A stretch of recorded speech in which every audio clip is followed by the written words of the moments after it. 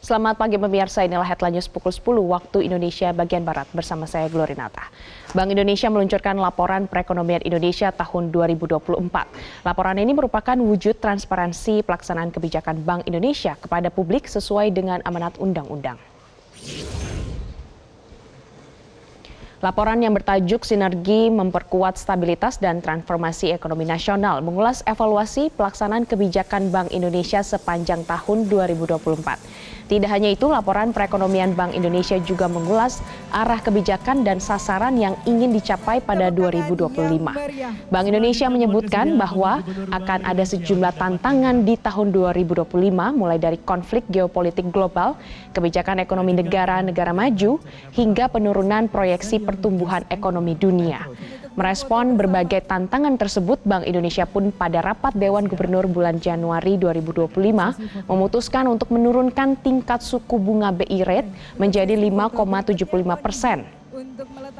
Tidak hanya itu, Bank Indonesia pun menurunkan proyeksi pertumbuhan ekonomi Indonesia ke kisaran 4,7 hingga 5,5% dari proyeksi sebelumnya di kisaran 4,8 hingga 5,6%.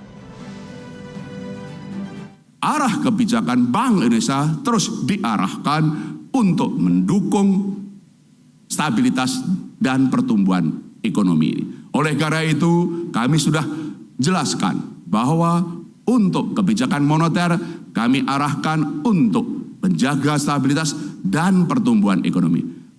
RDG, rapat Dewan Gubernur beberapa waktu yang lalu, kami turunkan suku bunga 25 basis point menjadi 5,75 karena kami yakin inflasi rendah dan kami perlu ikut mendorong pertumbuhan ekonomi. Kami terus mencermati ruang gerak bagaimana nanti bisa penurunan suku bunga, tentu saja dengan melihat dinamika data dependen yang ada. Kami terus jaga stabilitas nilai tukar. Kami terus tingkatkan likuiditas bagi perbankan untuk menyalurkan kredit, termasuk kebijakan insentif likuiditas makro Brazil ke sektor-sektor prioritas. 295 triliun kami sudah salurkan kepada perbankan untuk sektor-sektor prioritas.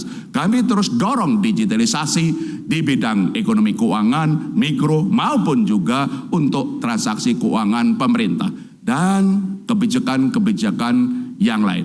Moneternya pro stability and growth, tapi makro Brazil, sistem pembayaran, pendalaman pasar, UMKM, inklusi adalah pro growth.